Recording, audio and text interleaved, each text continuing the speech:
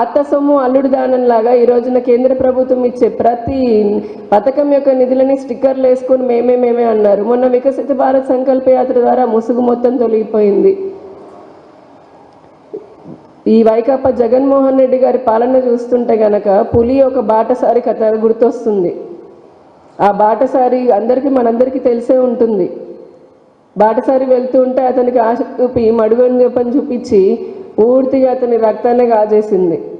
ఆ పులి అలా తయారైంది. సో మీరు దేనికి 99% మేము పూర్తి చేశామన్న ఒక హామీ తీయండి.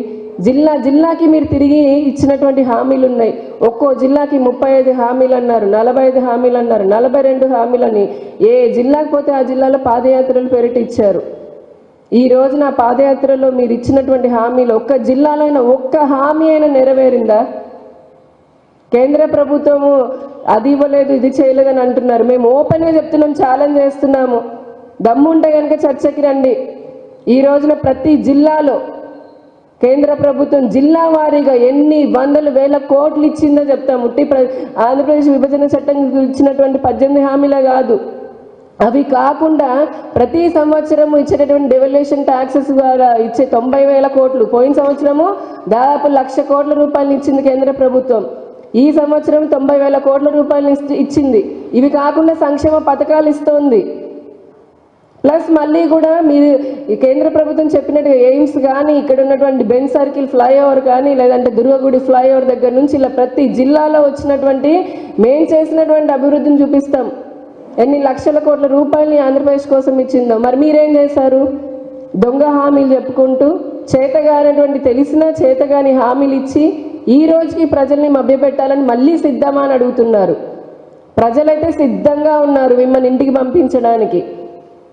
మీరు చేసినటువంటి మీరు పాలన మొదలుపెట్టిన రోజు నుంచి ఈ ఇసుక రేట్లని పెంచి పేద మధ్యతరగతి వాడికి ఇసుక దొరకకుండా భవన నిర్మాణ కార్మికుల పొట్టగొట్టిన దగ్గర నుంచి కూడా ఈ రోజు వరకు మీరు చేస్తున్నటువంటి దారుణం, ఇంత నియంత్రిత పరిపాలన, ఇంత దాష్టికాలు ఏ ఒక్క ప్రజలు మర్చిపోలేదు ఈ రాష్ట్రంలో.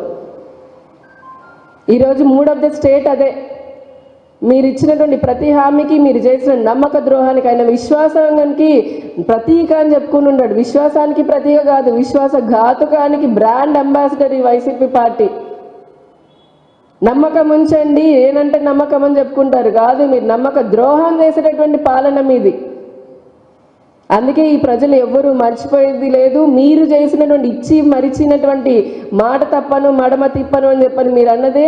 ప్రజలందరూ కూడా మీరు ఎన్నిసార్లు మాట ఇచ్చారో, ఎన్నిసార్లు మాట తప్పారో అవన్నీ కూడా ఓటు రూపంలో మీకు చెప్పడానికి సిద్ధంగా ఉన్నారు.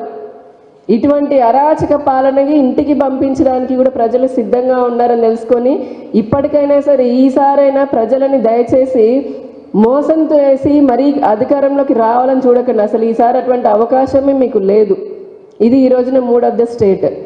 ఈ రాష్ట్ర ప్రజలు కోరుకుంటుంది ఒక మంచి పరిపాలన, సంక్షేమాన్ని, అభివృద్ధి ఫలాలని ప్రతి ఇంటికి అందించాలనేటటువంటి మంచి పాలన కోరుకుంటున్నారు. ఈరోజు ఈ రాష్ట్రంలో ప్రతి ప్రజలకి తెలుసు భారతీయ జనతా పార్టీ ఎన్ని చేసిందో, ఎంత చేసిందో. మీరు ఇప్పటి వరకు చేస్తున్నటువంటి అసత్య ప్రచారాన్ని మేము ప్రజల్లో తిప్పికొడుతున్నాం. ప్రజలు కూడా నమ్ముతూ ఉన్నారు. ఖచ్చితంగా రాబోయే కాలంలో మంచి, ఇప్పటికే రాష్ట్రం చాలా కోల్పోయింది, వెనకబడిపోయింది. కానీ ఇక మీదటైనా సరే ఈ రాష్ట్రాన్ని మళ్ళీ బాగుపరిచేటటువంటి, అభివృద్ధి పదంలో తీసుకుని వెళ్ళేటటువంటి ఆ పని భారతీయ జనతా పార్టీ పూనుకుంది. మీరు కూడా సిద్ధంగా ఉండండి ప్యాకప్ చేసుకొని ఇంటికి వెళ్ళడానికి. ధన్యవాదాలు.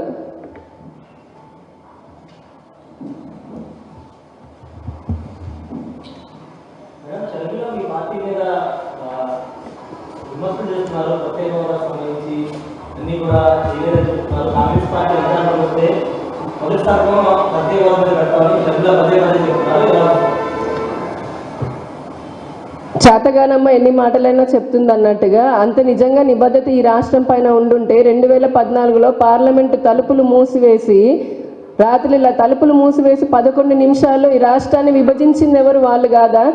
అప్పుడు ఈ రాష్ట్రం పైన తెలివి లేదా? తెలంగాణ వైపు మొగ్గు చూపారన్నారు. ఆ తెలంగాణ ప్రజలు అప్పుడు వాళ్ళకి ఏం చేశారు? అప్పుడు నమ్మలేదు కదా. ఇప్పుడు వచ్చి ఈ రాష్ట్రంలో ప్రత్యేక హోదా అంటున్నారు. అసలు ముందు కేంద్రంలో వాళ్ళ అధికారంలోకి వస్తే కదా, కేంద్రంలో అధికారంలోకి వస్తే అప్పుడు ఇస్తామంటున్నారు. వచ్చిన తర్వాత కూడా అది ఎలా ఇస్తారు? ఒక పక్క ఆర్థిక సంఘం సలహా మేరకే కదా ఇటువంటివన్నీ ప్రత్యేక హోదా కాదు అంటే ప్యాకేజీ అని చెప్పిన అప్పట్లో అనుకొని అసెంబ్లీ తీర్మానం చేసి దానికంటే మించి నిధులు ఇచ్చింది. కాబట్టి కాంగ్రెస్ కూడా అంతే, తల్లి కాంగ్రెస్ పిల్ల కాంగ్రెస్ లాగా చేతగానివన్నీ మాటలు చెప్పడము, ప్రజల్ని మభ్యపెట్టడము. ఈ రోజున వాళ్ళకి 40 సీట్ల కంటే ఎక్కువ రావు. పార్లమెంట్లో మల్లికార్జున ఖర్గే ఆ పార్టీ అధ్యక్షులే చెప్పారు మాకు 40 సీట్ల కంటే ఎక్కువ వచ్చినట్టుగా లేవు అని.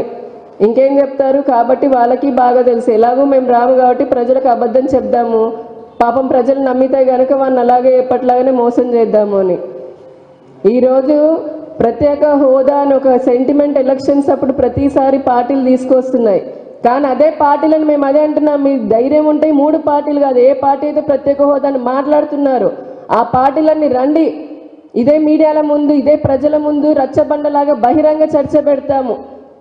మేము చెప్పింది ఏంటి, దానికి మించి చేసింది ఏమిటి, మీరు చేసిందండి. వాళ్ళకి పాలన చేత కాదు కాబట్టి ప్రజలు ఈరోజు వాళ్ళని నమ్మే పరిస్థితిలో లేరు కాబట్టి ఎలక్షన్స్ అప్పుడు ఇటువంటి మళ్ళీ ప్రజల్ని రెచ్చగొట్టే విధంగా వారు మాట్లాడుతూ ఉన్నారు. దాన్ని ప్రజలు నమ్మే పరిస్థితి కూడా లేదు.